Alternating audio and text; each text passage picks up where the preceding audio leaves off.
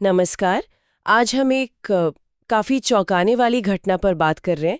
मोहाली में एक cyber fraud हुआ है। जी, जिसमें एक 64 साल के व्यक्ति ने फेसबुक चलाते चलाते, आप मानेंगे नहीं, 1.5 करोड़ रुपए गंवा दिए। 1.5 करोड़, ये तो बहुत बड़ी रकम है। हमारे पास जो जानकारी है वो एक लेख पर आधारित है जिसका शीर्षक है मोहाली साइबर ठगी, 4.5 करोड़ की हानि। हाँ, और आज हम यही समझने की कोशिश करेंगे कि कैसे एक मामूली सा दिखने वाला ऑनलाइन विज्ञापन इतनी बड़ी धोखाधड़ी की जड़ बन गया। बिल्कुल। और ये भी देखेंगे कि ये जो ठग हैं ये आजकल क्या क्या तरीके इस्तेमाल कर रहे हैं। सही कहा। तो ये शुरू हुआ एक फेसबुक विज्ञापन से, है ना, जिसमें HDFC सिक्योरिटीज और अपस्टॉक्स जैसे नाम इस्तेमाल किए गए थे। मतलब जाने पहचाने नाम। जी हाँ, यही तो चिंता की बात है। भरोसेमंद नामों का इस्तेमाल करके वो आपको फंसाते हैं। ये मामला 2 जून का है। अच्छा, और बस उन्हें फौरन एक व्हाट्सएप ग्रुप में जोड़ दिया गया। व्हाट्सएप ग्रुप, उसका नाम क्या था? नाम भी बड़ा पेशेवर सा था, B7 HDFC मार्केट नेविगेशन। ये उनका पहला कदम था शिकार को जाल में खींचने का। और यहीं से फिर वो विश्वास जीतने वाला खेल शुरू हुआ होगा, छोटी रकम से। बिल्कुल। पहले उनसे कहा गया कि सिर्फ 10,000 रुपए निवेश करें। छोटा अमाउंट लगता है ना? हाँ, लगता है कि चलो ट्राई करके देखते हैं। एग्जैक्टली।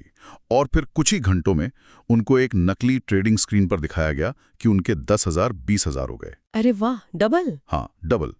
ये छोटी सी जो जीत थी ना, इसने उनका भरोसा जीत लिया।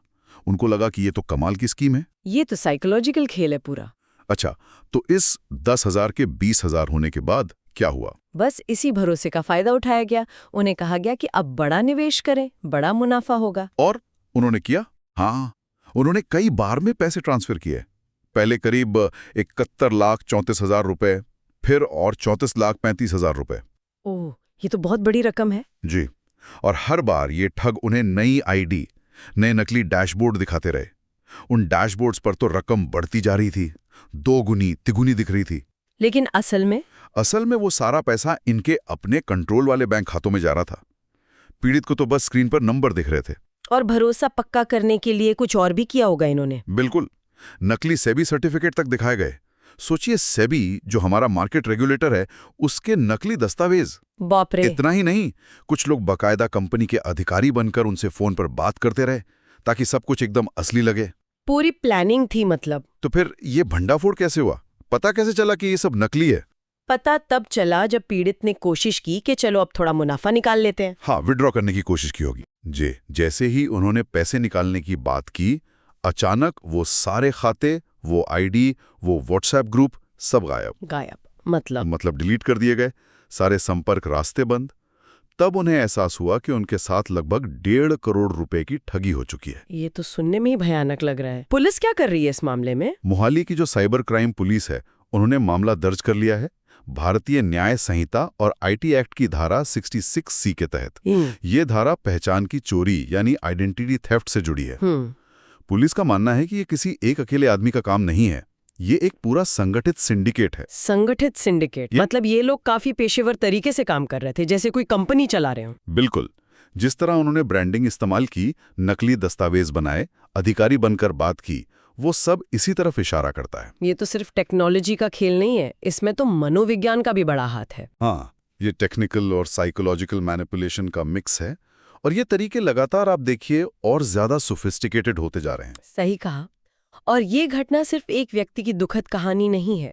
ये भारत में जो साइबर अपराध बढ़ रहे हैं, खासकर सोशल मीडिया और डिजिटल विज्ञापनों के जरिए, उसका एक बड़ा उदाहरण है। जी, ये दिखाता है कि सोशल मीडिया प्लेटफॉर्म्स कितने वल्नरेबल हो सकते हैं, और ये जो अनरेगुलेटेड डिजिटल विज्ञापन चलते रहते हैं, उनमें कितना जोखिम है। तो अगर हम इस पूरी चर्चा से कुछ मुख्य बातें निकालें तो वो क्या होंगी? मेरे ख्याल से पहला तो है विश्वास जीतना, वो छोटी रकम को डबल करके दिखाना। हाँ, वो पहला हुक होता है। दूसरा, वो नकली सबूतों का जाल, सर्टिफिकेट, डैशबोर्ड। जी, ताकि सब असली लगे। और तीसरा, वो मनोवैज्ञानिक दबाव बनाना कि जल्दी निवेश करो, बड़ा करो। बिल्कुल सही।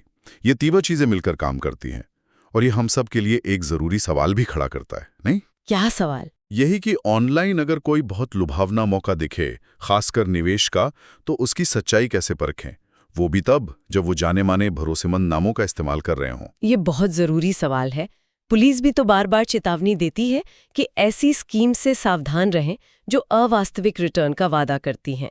शायद सबसे बड़ा सबक यही है कि ऑनलाइन दुनिया में शक करना, सवाल पूछना बहुत जरूरी है। निश्चित रूप से थोड़ी सी सावधानी और जागरूकता हमें ऐसे बड़े नुकसान से बचा सकती है। डिजिटल दुनिया में सतर्क रहना ही सबसे बड़ा बचाव है।